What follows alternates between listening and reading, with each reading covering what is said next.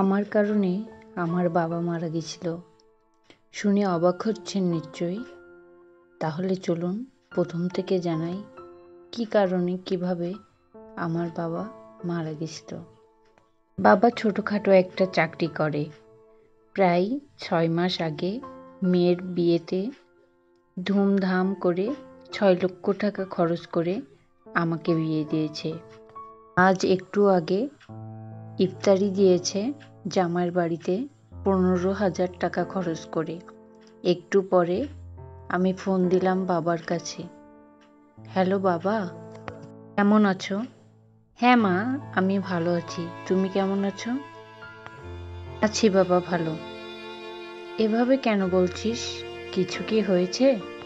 শ্বশুররা ইফতারি দেখে খুশি হয়েছে তো? ওরা কিছু বলেনি বাবা। ফুপু শাশুড়ি বলেছে ইফতারি একটু কম হয়ে গেছে। তখন আমার চোখে পানি টলমল করছিল। আমি বললাম, আচ্ছা বলিস, পরের বার থেকে বাড়িয়ে দিব। ও বাবা শোনো, তুমি এবার ঈদে আমাদের বাড়িতে কাপড় দিবা না? হ্যাঁ আমি দিব। দিব না কেন? তুমি কাপড় দিও না বাবা। দিলে খালা শাশুড়ি বলেছে কাপড় সবার পছন্দ হয় না। কাপড় না দিয়ে টাকা দিতে। 30,000 টাকা দিলে মোটামুটি সবার হয়ে যাবে। আচ্ছা মা, তুই চিন্তা করিস না, তোর বাবা এখনো বেঁচে আছে। তোর বাবার বুঝতে দেরি হলো না, এতক্ষণে আমার চোখ বেয়ে পানি পড়ছে। তারপর বললাম, আচ্ছা বাবা রাখি। বাবা বলল, আচ্ছা মা, ভালো থাকিস।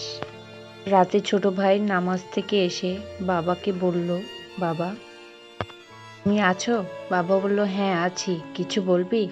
হ্যাঁ, ঈদের পরে 2য় সপ্তাহে semester final, form fill up, বেতন ও অন্যান্য সহ 25,000 টাকার মতো লাগবে। আমি টিউশন করে কিছু জমিয়েছি, তুমি 20,000 টাকার মতো দিলেই হয়ে যাবে।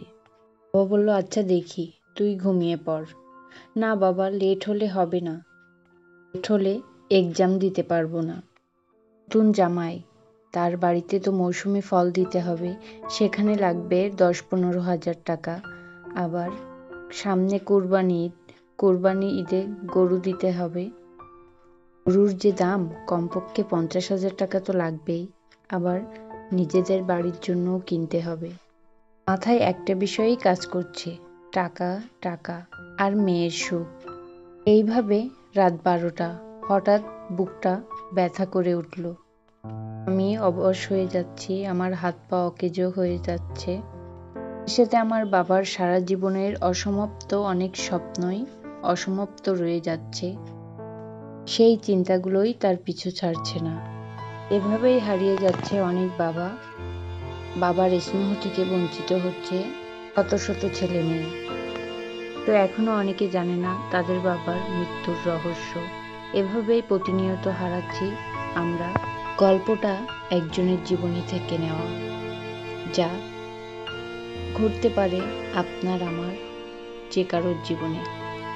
তাই আসুন এই কুপ্রথার বিরুদ্ধে সচেতনতা গড়ে তুলি এবং এই প্রথাকে বন্ধ করার চেষ্টা করি। সবাই ভালো থাকবেন। আল্লাহ হাফেজ।